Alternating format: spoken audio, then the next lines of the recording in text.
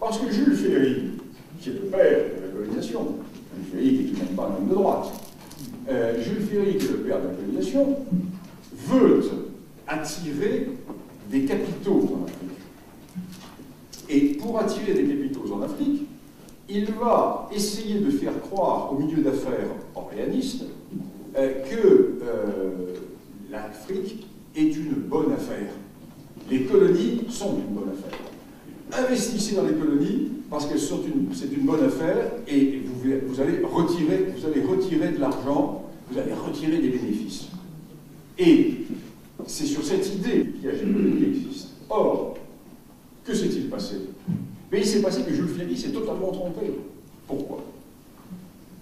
Quand Jules Ferry dit « investissez en Afrique et cela va être source de profit », Jules Ferry ne voit pas une chose, c'est que pour qu'il y ait des profits qui soient retirés de l'Afrique, il faut des infrastructures, il faut créer des routes, il faut créer des hôpitaux, il faut créer toutes les structures, ce que Jacques Marseille appelle superbement les contraintes de souveraineté. C'est pas comme ça que l'Afrique rapporte, surtout à l'époque de Jules Ferry, on ne sait pas qu'il y a des mines en Afrique, le pétrole est inconnu. Ce qui fait que très tôt, le capitalisme français se détourne de l'Afrique. Dès 1914, le capitalisme français n'investit pas en Afrique, sauf dans certains petits secteurs immédiatement rentables, qui vont être des secteurs marchands immédiatement rentables. Et ces secteurs marchands immédiatement rentables ne sont pas des secteurs qui permettent la mise en valeur du pays. Ce qui fait que la France se retrouve, dès avant 14, et encore plus au lendemain de la guerre de 14, avec, sur les bras, un gigantesque empire duquel se détournent les milieux d'affaires. Ce qui fait que c'est l'État français qui va se substituer au milieu d'affaires. Et qui va développer l'Afrique? Qui va créer des ponts? Qui va créer des routes, des aéroports, des hôpitaux, des voies de chemin de fer, etc., etc. Les impôts de nos grands-parents et de nos grands-parents. Car ce sont les emprunts qui sont faits en France. Ce sont les impôts des Français qui vont se substituer au capitalisme défaillant. Parce que l'Afrique est complètement en dehors du circuit économique français. Le capital français est sur 100, dans une valeur 100, entre les deux guerres, il y a un qui est investi en Afrique. Et avant 14, le capital français investit plus en Turquie que dans la totalité de l'empire colonial français, Indochine mis à part, qui est un cas particulier, qui est un cas qui est différent. Voilà la réalité. Ce qui fait que, où est le pillage colonial? Et ceci va aller jusqu'au bout. Dans les années 1950, la France sort de la Deuxième Guerre mondiale. Exemple, il faut tout reconstruire. Il faut refaire les voies ferrées, il faut refaire les routes, il faut refaire les usines, il faut tout refaire. Eh bien, la France va engloutir à fond perdu, au sud du Sahara, des milliards et des milliards qui sont pris sur des budgets de modernisation de la France. Et au moment où un pays comme l'Allemagne se recrée l'industrie, au moment où un pays comme la Hollande développe, investit dans sa recherche industrielle, etc., bien, la France crée des routes au Gabon, la France crée des ponts en Guichari, etc. Ce qui fait que nous avons un État français qui va se saigner. Et l'idée de pillage de l'Afrique n'existe pas. Mais ça, nous le savons, les travaux de Jacques Marseille l'ont démontré. Prenez la thèse de Jacques Marseille qui date de 1978 et qui a été éditée en 83-84, Empire colonial et capitalisme en France, l'histoire d'un divorce. Et Daniel Lefebvre, qui a travaillé sur l'Algérie, qui est un élève de Jacques Marseille, a développé cette idée dans le cas de l'Algérie. Voilà, cette idée est tout à fait fondamentale, cette idée est absolument essentielle. Alors, continuons dans la culpabilisation. L'esclavage. Parlons-en de l'esclavage. L'esclavage, c'est une invention des Européens, bien entendu. Bon, le grand historien Brodel disait, tout de même, l'esclavage n'est pas une invention diabolique de l'Europe. Tous les peuples furent esclavagistes. Mais à l'époque qui nous intéresse, certes, il y eut l'esclavage européen. Mais on ne parle pas du deuxième esclavage, qui est l'esclavage arabo-musulman, qui lui est antérieur et postérieur, parce que la traite des esclaves pratiquée par les Européens, j'en parlerai tout à l'heure, mais elle va durer 2 siècles. Elle va durer 2 siècles et demi. Tandis que la traite arabo-musulmane commence avec l'expansion de l'islam et se termine avec la colonisation. Parce que, voyons bien une chose, aujourd'hui, très exactement là où se déroule l'opération Serval au Mali, très exactement là, sur les mêmes lieux, dans les années 1890, 1895, mais nos grands anciens libéraient les mêmes populations du Sud contre les esclavagistes du Nord, très exactement au même endroit. Parce que, et c'est pour cela qu'il y a eu tellement de tirailleurs, bon, 10 Sénégalais, en fait c'était des Bambara, engagés dans l'armée française. Pourquoi? Parce que quand sont arrivés Archinard, quand sont arrivés le colonel de Trintignant, quand sont arrivés tous les colonisateurs remontant par le Sénégal, arrivant dans la vallée du Niger et arrivant dans la région de l'actuel Bamako, qui n'existait pas à l'époque, la région de l'actuel Bamako, c'était le cœur du royaume Bambara, qui, pendant un siècle, avait résisté aux islamistes. Les Bambara étaient restés animistes. Et le royaume Bambara venait juste d'être écrasé par les islamistes du Nord depuis une dizaine d'années avec le grand djihad d'El Al-Shoba.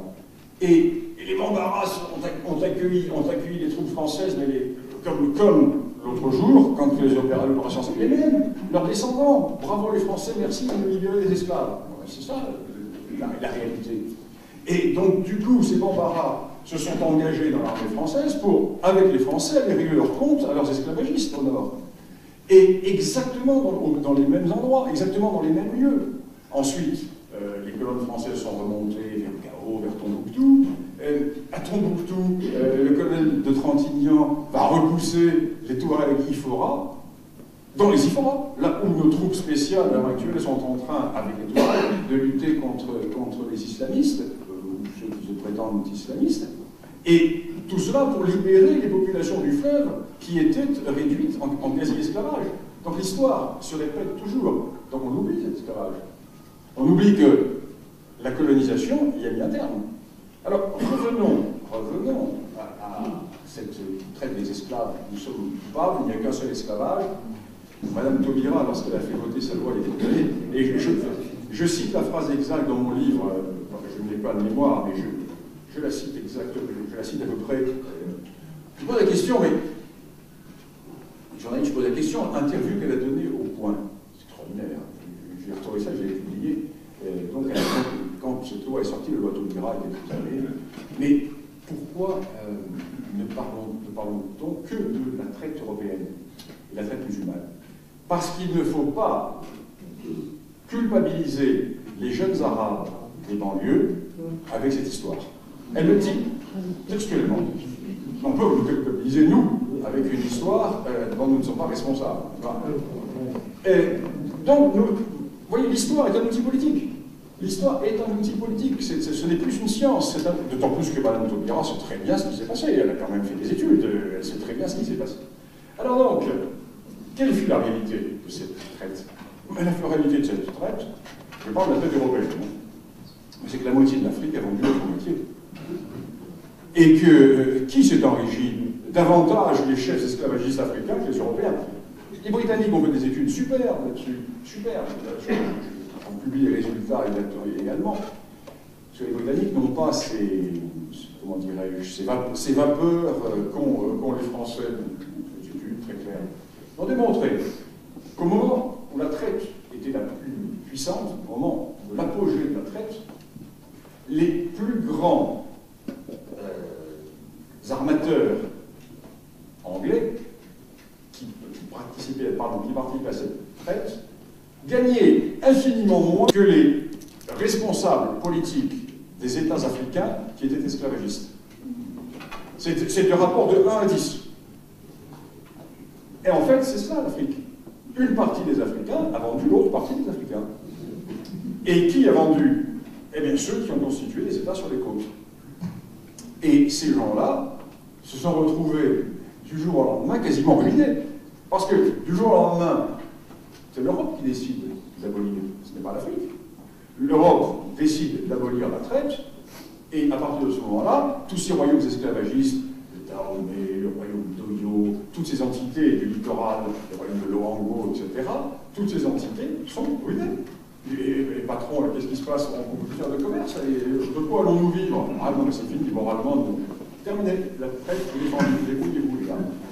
Et l'on va voir à ce moment-là ces royaumes côtiers qui vont péricliter, et ces royaumes côtiers vont péricliter au moment où, au nord, dans le Sahel, dans toute la zone qui part du Sénégal, et qui va jusqu'au lac Tchad, et qui dépasse le lac Tchad et quasiment jusqu'à la mer Rouge, jusqu'au moment où, dans ces zones, l'esclavage continue. Et continue sur une échelle encore plus importante qu'avant. L'époque où, au moment où nous arrêtons la traite, apparaît un mouvement esclavagiste considérable dans la région du Sahel, avec El Hadj Omar, avec Sékou Amadou, avec tous ces grands chefs, avec Rabat, que nous allons, vous voyez cette image du petit journal avec la tête de Rabat fichée sur une lance, porté par les tirailleurs, le chef esclavagiste de Rabat, avec Snoussou, qui dévastait tout le nord de l'actuelle République centrafricaine, qui ravageait toute la partie sud du Tchad, et que nous allons stopper la bataille de Rabat, la bataille de Bousserie, sur le lac Tchad. Et tout ceci est une réalité. Donc ces pays du Sahel vont se lancer à l'assaut de ce réservoir humain esclavagiste du Sud.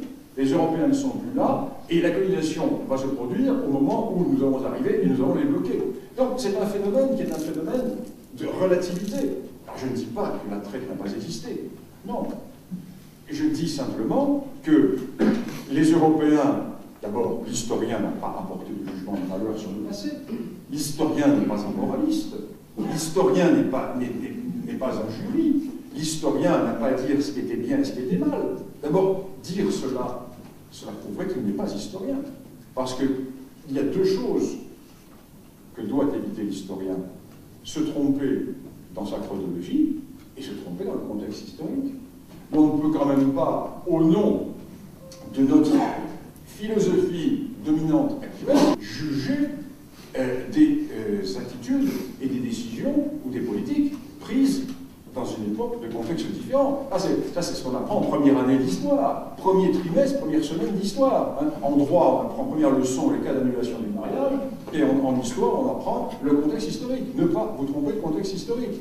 Ça, c'est fondamental. Ce qui fait que l'on se trompe complètement du contexte historique, donc l'on ne fait pas le travail d'histoire, enfin le travail des moralistes, enfin le travail des philosophes, enfin le travail de politique.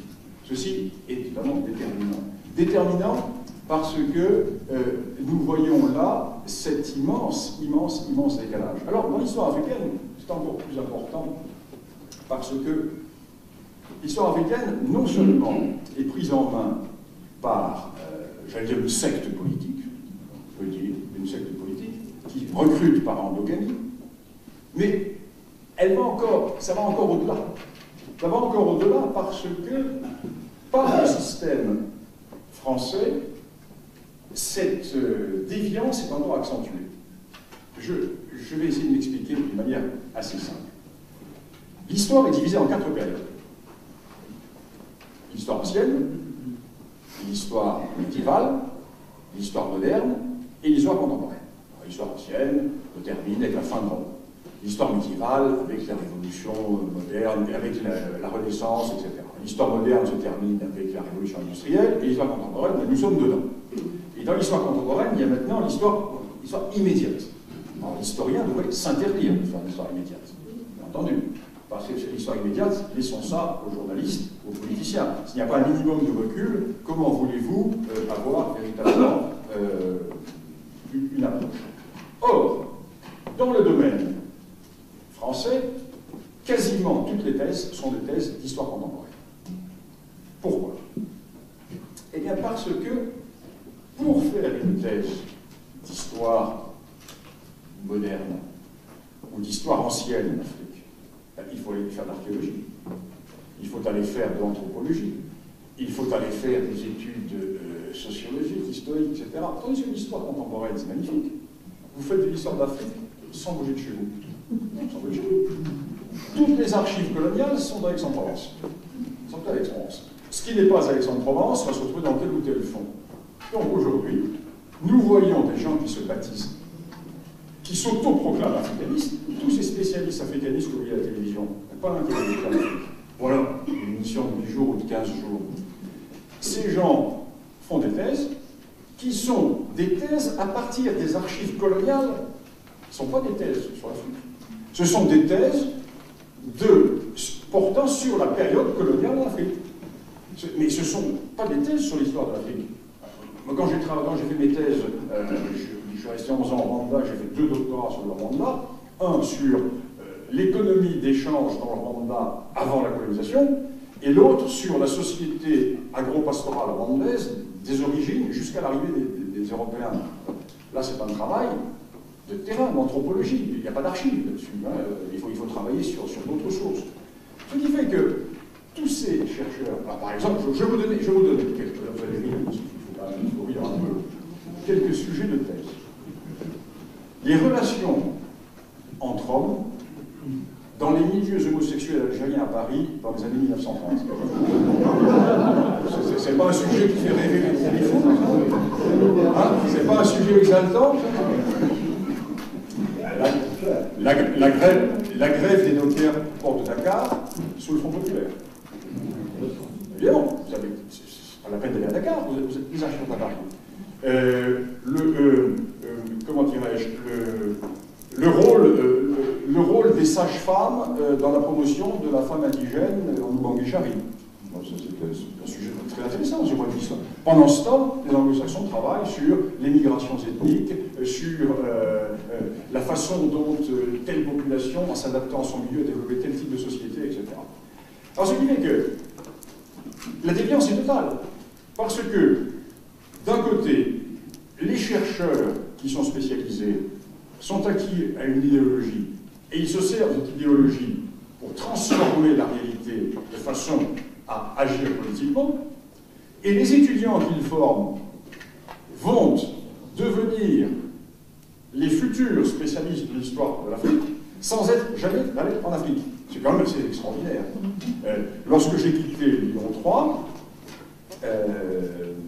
j'ai été remplacé, il y a eu une trentaine de candidats sur mon poste, et sur ces 30 candidats, il y avait 27 ou 28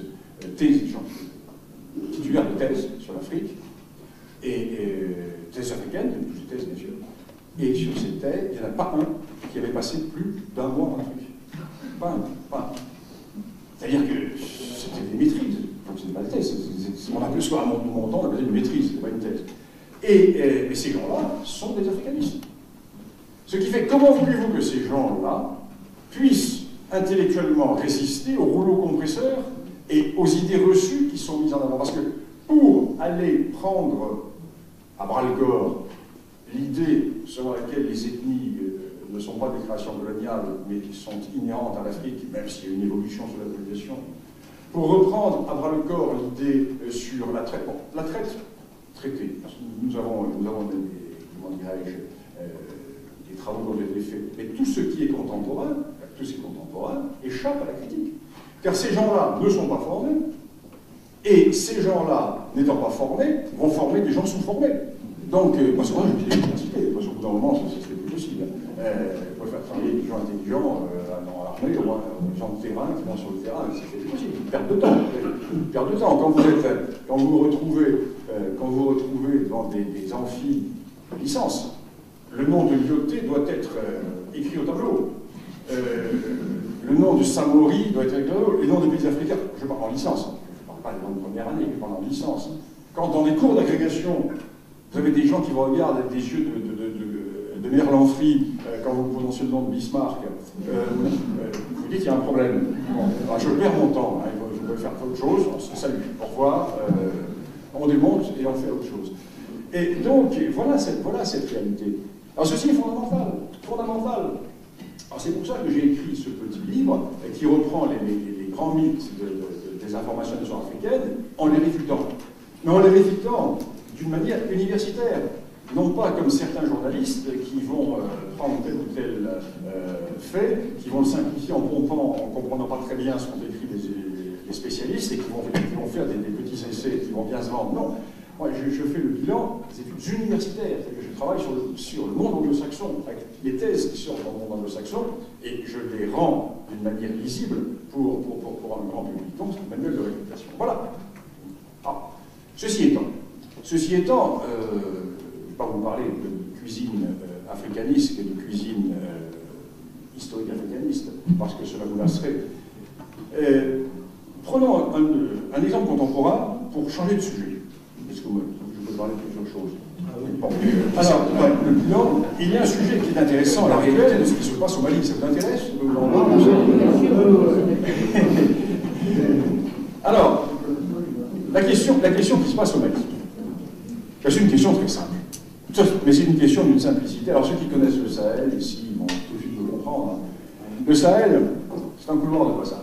C'est un couloir de passage est-ouest, c'est un couloir de passage nord-sud, d'un monde qui met en relation le Sahara et l'Afrique du Nord, et au sud, les savanes et les forêts. Mais le Sahel, qui est une bande étroite, qui fait 3 millions de kilomètres carrés, qui touche 10 ou 11 pays, c'est une bande étroite qui est coupée en deux. Le nord du Sahel n'est pas le sud du Sahel. Le nord du Sahel est totalement pastoral, et le sud du Sahel est agro-pastoral. Et toute l'histoire de cette bande sahélienne, c'est l'histoire des populations totalement pastorales qui vont pousser vers le sud où vivent les agriculteurs, parce que vers le sud, il y a les points d'eau. Il y a les fleuves, il y a les lacs, et il faut faire boire le bétail. Donc, périodiquement, ils poussent. Et nous avons affaire à deux types de civilisations. Au nord, entre guillemets, les blancs. Je dis bien entre guillemets, parce que les Toubous sont noirs, mais même si les gens du sud, ils les considèrent comme blancs. Et dans le monde ouest africain, nous avons les Touaregs et nous avons les Maures. Alors, les Touaregs ne sont pas les seuls habitants du Sahara. C'est une aberration. Les Touaregs vivent dans la partie centrale du Sahara. Et dans le nord du Mali actuel, les Touaregs n'occupent que la partie est du nord du Mali.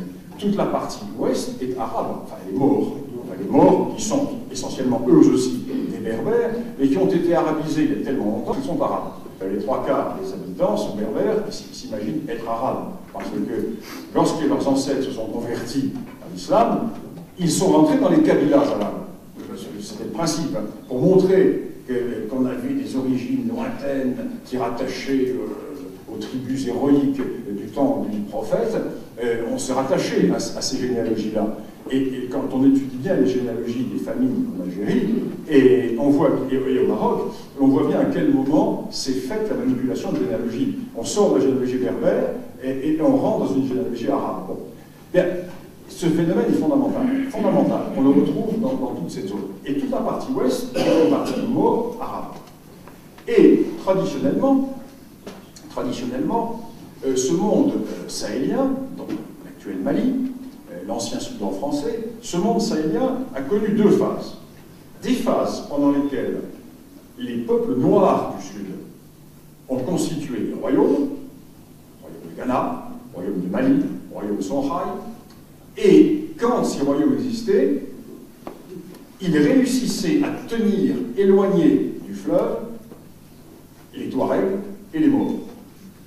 Soit par une force militaire, soit parce qu'ils les achetaient, soit parce qu'ils avaient avec eux des rapports d'ordre économique. Et chaque fois que ces royaumes noirs se délitaient, les populations du nord descendaient vers le sud. Et ces populations du nord descendaient vers le sud, et le phénomène s'accélère au XVIe siècle, quand le dernier grand royaume de la boucle du Niger, qui est l'empire Songhai, du nom de la population éponyme, les Songhai, est attaqué. Alors là, par une expédition étonnante, vous en avez sûrement entendu parler, mais je fais une parenthèse là-dessus, c'est étonnant, l'expédition marocaine de Tombouctou. Avez-vous entendu parler de l'expédition marocaine de Tombouctou? Le sultan du Maroc, qui commerce avec l'empire Songhai, qui commerce avec cette région de l'Ouest africain, ne voit plus d'or arriver. Et l'or ne traverse plus le Sahara à destination du Maroc. Pourquoi? Parce qu'entre-temps, les Portugais ont découvert l'Afrique, les Portugais se sont installés sur le littoral de l'Afrique de l'Ouest, et les zones de production d'or qui sont dans le sud de la Guinée et dans le sud du Sénégal actuel vont se détourner vers le littoral. Et il est bien plus intéressant de faire quelques centaines de kilomètres pour arriver jusqu'au port où sont les Portugais, qui transportent le même matériel que les caravanes sahariennes, mais sur de plus grandes quantités et moins chères, que de se livrer à des séries d'intermédiaires qui, pendant des semaines et des semaines, vont acheminer cet or jusque dans le Maghreb et dans le monde méditerranéen. Donc, le commerce de l'Ouest africain est détourné vers le Sud, ce qui fait que les royaumes de l'Afrique de l'Ouest, sahéliens, se ruinent. Donc, le sultan du Maroc ne voit pas ça. Il se dit, l'empereur du Songhai ne veut plus commercer avec moi, donc il le somme de reprendre des relations. Et l'empereur du Songhai n'en voit plus. Et le sultan du Maroc organise une expédition à travers le Sahara, une expédition avec 10 000 hommes. 10 000 hommes dirigés par 8 caïds, sur les 8 caïds, 7 Espagnols. 7 Espagnols convertis à l'islam, les renégats, ce qu'on appelle les renégats. Et la plupart des troupes d'élite qui vont composer cette expédition, les Espagnols également, convertis à l'islam. À l'époque, on passait facilement d'un camp à l'autre. L'aventure était belle, vers Tombouctou. Et le Pacha de Judéa qui dirige l'expédition est un Espagnol. C'est un Asturien. Et l'expédition arrive dans l'Empire Songhai, évidemment, écrase l'Empire Songhai, et l'Empire Songhai n'existe plus. Les Marocains vont installer un Pachaïque, dont ils prennent possession, Gao-Tombouctou. Très exactement là où se passent les événements à l'heure actuelle. Et au bout d'un certain temps, ce pouvoir marocain se relâche, ce qui fait que les Touaregs, qui jusque-là, surtout la tribu des Sifora, dans le cœur, et le massif des Sifora, dont on parle beaucoup en ce moment, parce que la guerre se passe là-dedans, les Touaregs Ifora, éponymes, vont descendre vers le sud. Et ils vont s'installer, piller toute la zone la boucle du Niger, jusqu'au moment où va arriver la colonisation, qui va rétablir d'autres rapports et inverser les rapports. Voilà la longue durée. Dans cette longue durée, il est bien évident que les événements, car nous sommes en Afrique, il y a une mémoire historique. Une mémoire historique. Alors, historique, c'est-à-dire que, par exemple, dans l'Afrique de l'Est, dans toute l'Afrique de l'Est, l'Afrique centrale, la notion de chronologie du passé n'est pas la même que chez nous. Par exemple, en Swahili, hier, c'est Zaman. Hier, c'est Zaman, c'est hier. Hier, quand je suis allé dîner avec mon camarade Jean-Louis, mais c'est également Marignan 1515. La profondeur de hier, c'est hier. Ce qui fait qu'il y a une permanence du passé que nous n'avons plus chez nous. Parce que nous vivons, nous, dans un monde où le passé est oublié. Le passé est oublié. C'est un test que je faisais toujours avec mes étudiants du temps où j'enseignais à Lyon 3. Dans la file, au début de l'année, je dis, qui est capable ici, dans l'amphi, qui est capable ici de me donner les noms de ses arrière-grands-parents? Les prénoms, je pense qu'il n'y en aura pas beaucoup. Mais qui peut me donner les noms? Il n'y a pas beaucoup. Les noms des arrière-grands-parents. Et avec trois Africains, et vous? Les Africains, vous les donnez tout de suite. Tout de suite. Ils remontaient sur 6-7 générations sans problème. Parce que nous n'avons pas la même conception de la mémoire. Nous n'avons pas la même conception du passé, etc. Pour les Africains, le passé n'est pas le passé, c'est aujourd'hui. Puisque dans la société traditionnelle, les défunts étaient enterrés dans la case. Quand j'étais là, ils vivaient, on restait. La tâche des vivants était de répéter les gestes des défunts, parce que si l'on trahissait les défunts allaient revenir porter un mauvais sort, et le mauvais sort allait être généralisé à l'ensemble du groupe. Donc, si un individu trahissait la coutume, on trahissait les anciens, on trahissait sa lignée, on trahissait son passé, c'était tout le groupe qui allait en pâtir. Donc, des notions qui sont complètement différentes. Ce qui fait que, dans cette affaire du Mali, je reviens au Mali, les événements dont je vous ai parlé tout à l'heure, la traite des esclaves par les musulmans, la conquête par les morts, par les Touaregs, etc., sont des événements d'hier. Et quand le Nord s'est soulevé contre le Sud, les sudistes ont vu cela comme une résurgence des événements d'avant 1890. Et quand les islamistes ont commencé à agir à Tombouctou et à Gao, eh bien, ils ont vu revenir le djihad d'El Hadj Omar. Car le djihad d'El Hadj Omar s'est fait exactement sur les mêmes principes que le Moujao Ansar Eddine.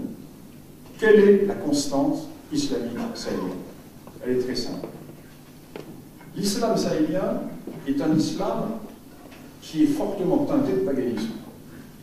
Le vieux fond païen est toujours là.